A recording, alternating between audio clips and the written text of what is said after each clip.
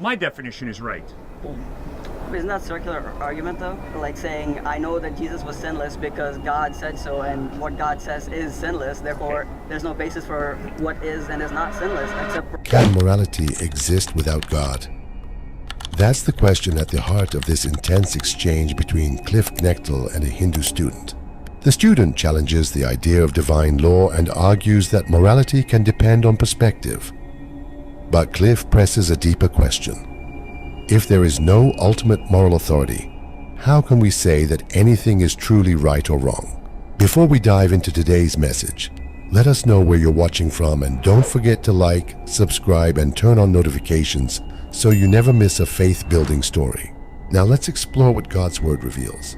You can communicate truth through myth. Jesus communicates truth through parable. Parables are not historical records of anything. They're stories. And Jesus communicates truth through stories. And that's what the Vedas and Upanishads are. And They're stories. It's not a historical claim.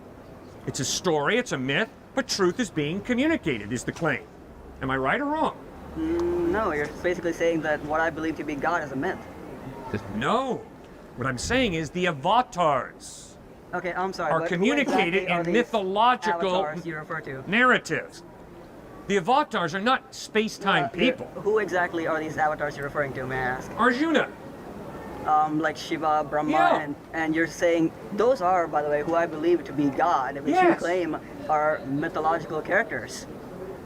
No. They're appearing on Earth. Them being seen is not an historical event. It's not the claim that these guys really walk the planet. It's more that they are spirits that exist, and they're the truth.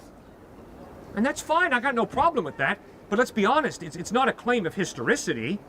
It's a claim that these spirits are true. Guess what? I've never seen God. But I believe God is true. But I would never say to you, God the Father walked on earth. No, God the Father walking on earth never occurred. It's not an historical event.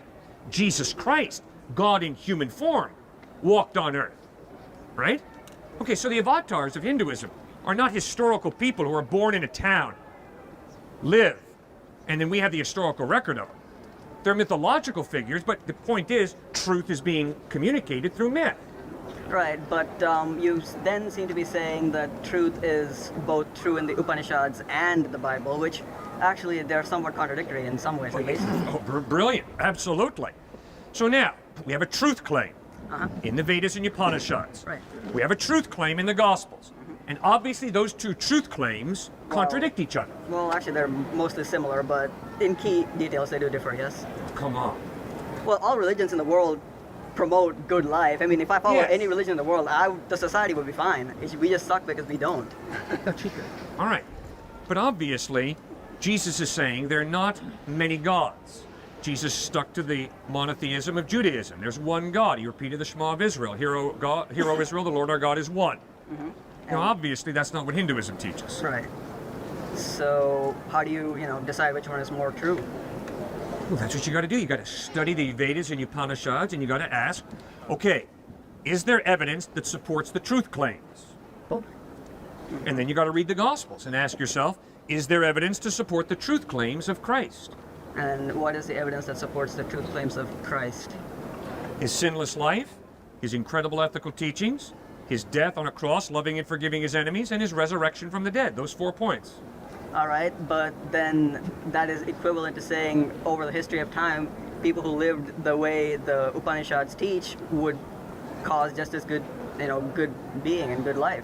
How is it that, and secondly, why do you say that he was completely sinless? What exactly is sin? Why are you saying, you claiming that he is sinless is like saying that I have my own idea of sin and he's adhering to it, therefore it's your own idea, not actually Jesus's. Fascinating point. No, sin is not something that I make up. Sin, justice, goodness flow from the character of God. And according to both the Torah and the New Testament, the goodness of God is revealed in the commandments: do not murder, love, do not lie, speak the truth, do not covet, celebrate with another person all the talents they have, do not be jealous or envious, build other people up, So sin is saying, God, your definition is wrong, my definition is right. Isn't that a circular argument though? Like saying, I know that Jesus was sinless because God said so, and what God says is sinless, therefore there's no basis for what is and is not sinless except for your own decision. No, the reason I answered you was because you said, Cliff, you're just making it up. No, I'm not making it up. You read the Old Testament, the Ten Commandments, the Decalogue in Exodus 20. Can I interrupt you for a second? You're saying you knew what sin is and is not based on Jesus' word, but you claim that Jesus lived a sinless life before you even had, and I mean, while he's living his life, you had no real idea of what sin is or is not. So how do you know that he lived a sinless life before he even told you? And if it's after he told you, then he can just suit it to whatever he did, and therefore he would be sinless. Jesus was a Jew. Right? And as a Jew, he believed that the Ten Commandments were from God, from his Father. Okay. And he lived up to those Ten Commandments perfectly. All right. That was his definition of sinless.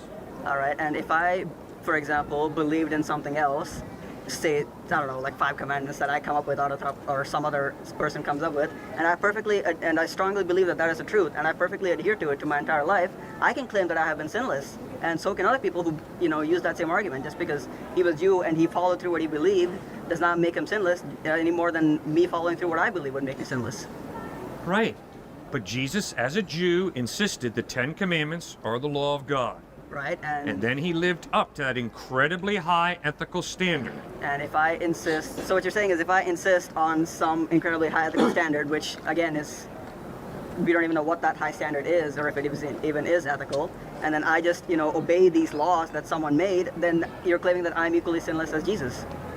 I can promise you that if you espouse a very high ethical standard and then live up to that high ethical standard perfectly, I will respect you highly. That's why I respect Gandhi as much as I do. Because Gandhi lived up to a very high ethical standard very, very well, didn't he? But then That's why I respect Gandhi. If Gandhi would have gone around with a racist attitude, if Gandhi would have gone around knocking people's legs out from underneath them, cut them off at the knees, I would not respect Gandhi as much as I do. we're coming back to, again, the argument of what is a high ethical standard, because we don't know what sin is or is not without these high standards that we aspire to, and we're making up these standards, or somebody Okay, good. is. My argument is that you understand by exercising your conscience in a rational, responsible way. You have a very good understanding of what is right and wrong. And that is why if I go up to this guy and smack him in the face, you're going to say, whoa, what are you doing? And if I go up to this guy and steal his backpack, you're going to say, whoa, what are you doing? And if I exhibit a racist attitude towards you, you're going to say, whoa, time out, what are you doing? See, you have a conscience that ties you into those 10 commandments, that ties you into the teachings of Christ, the same way I do, the same way everybody does here. I don't think you need to have a PhD in the Bible to know that the rape of a woman is absolutely wrong. I think you've got a conscience that will inform you very quickly that rape is wrong. All right, so you're saying that, for example, you stealing the backpack would be kind of wrong, right? I think you would believe that. Right, Am I wrong? but not necessarily. Good. I mean, property, again, is a concept that is inherently selfish, for example. Okay, we disagree. And I'm just not necessarily my point here, but say communism, for example. No, you speak for yourself, though. Come on now.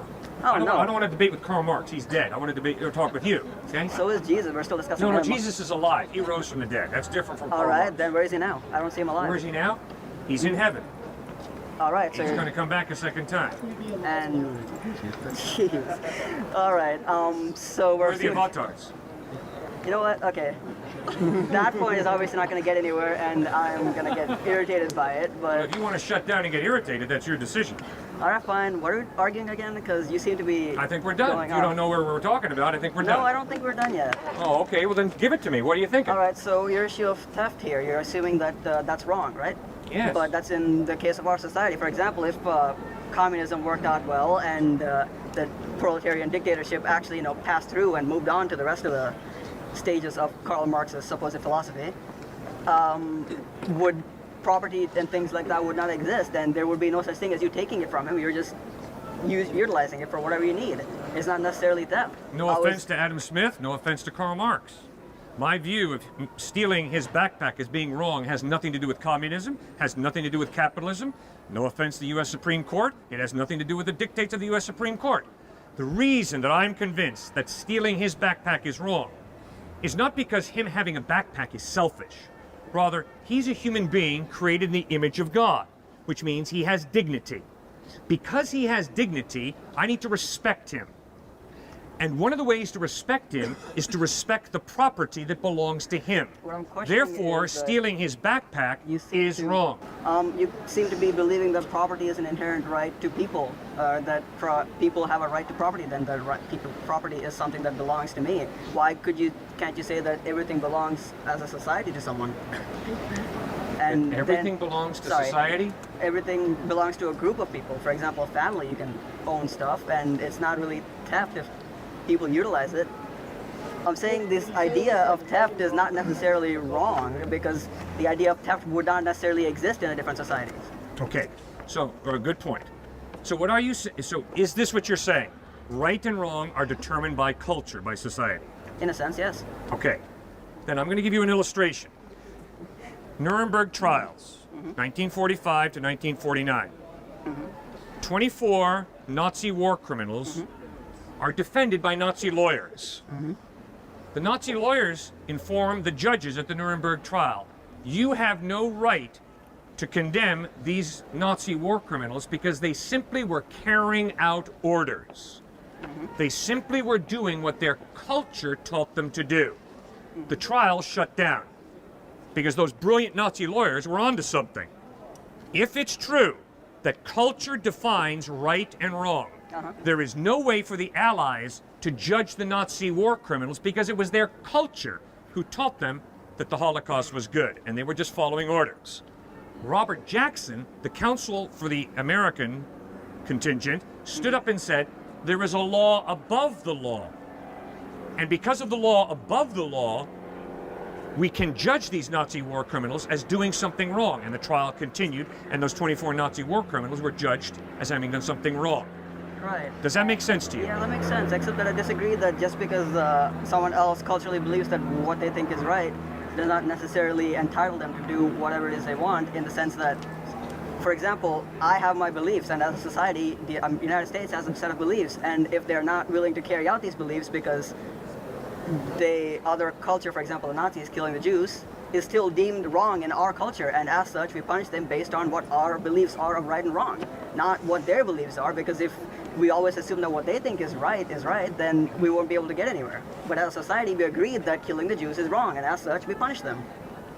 But Robert Jackson's whole argument was there is a law above a nation's law. There's a law above a cultural law. And that law obviously rests in the existence of God.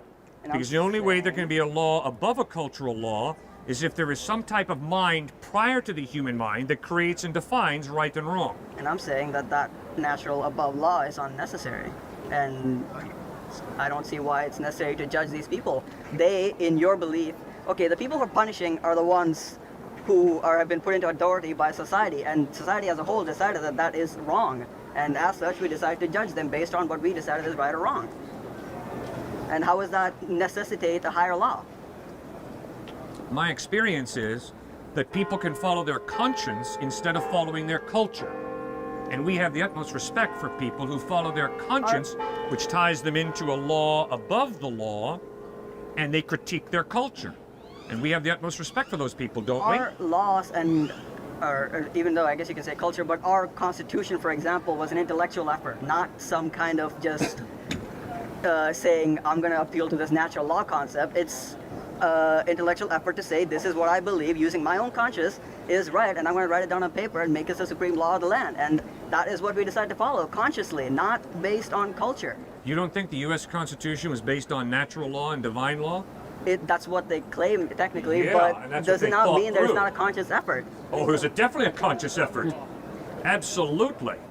So what was your response to the reason for not your argument for the natural law existing? I said that it doesn't need to be there, and you seem to be thinking that it does. I think every one of us here understands from the illustration that I gave from Nuremberg that indeed there is a law above the cultural law.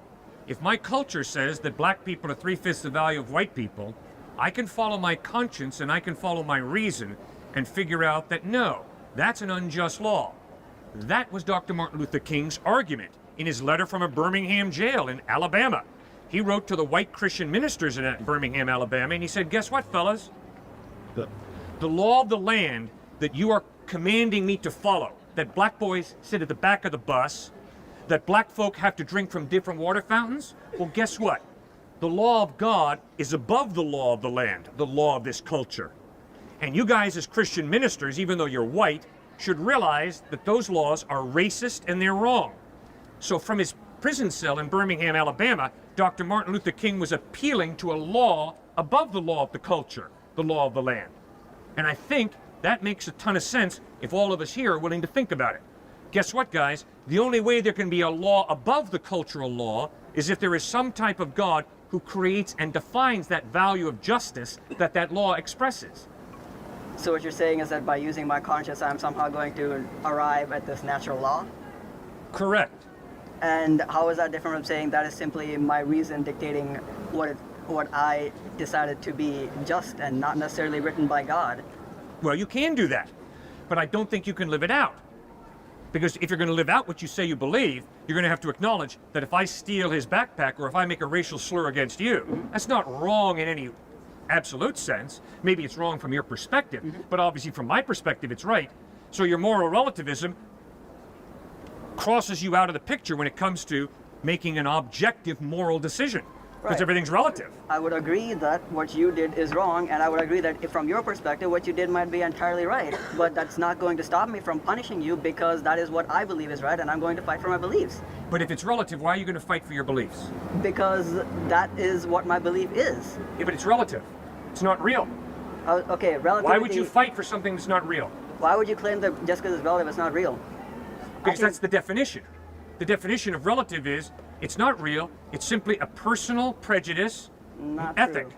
Relativity means that what can be true for me can be equally true for you. It's not true. Yes, It is not true. Have you taken a modern physics class recently, by the way? Just wondering. You cannot say that it's not true if you believe that it's relative. In the area of ethics and morals, if you're going to say it's relative, then you can't say it's really true or really false. You have to say, from my perspective, it's true or false, but my perspective is just my own personal prejudice and bias, my own cultural prejudice. You cannot say, if you're a relativist, it's really evil that a young child be abused. You can't say that. I'm saying And be that consistent. that's not entirely true. I have formulated using my own thoughts a belief system that I believe will lead to justice and whatnot, and I will follow said belief regardless of what your perspective is. Yeah. And your perspective, if you believe what you say is, it's all relative. Justice is totally relative.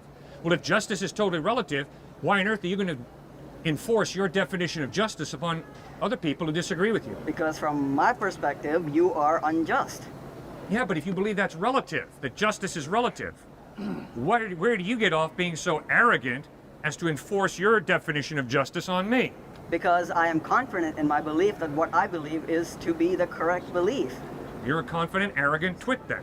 Yes, I am arrogant. Everything you do is based on arrogance. If you No, it think is you can not. do anything- Absolutely not. All right. If you are convinced that God created this man with dignity and value, then sorry, you what- have a what basis is- for understanding that to murder him, to steal from him, is absolutely wrong. It has nothing to do with me. It has nothing to do with my opinion. It has nothing to do with my culture or my cultural superiority. Nothing, nothing, nothing.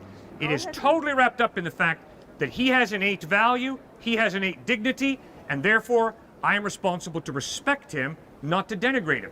Go ahead and define dignity for me. If you're a Well- relativist, why are you wasting your time talking to me?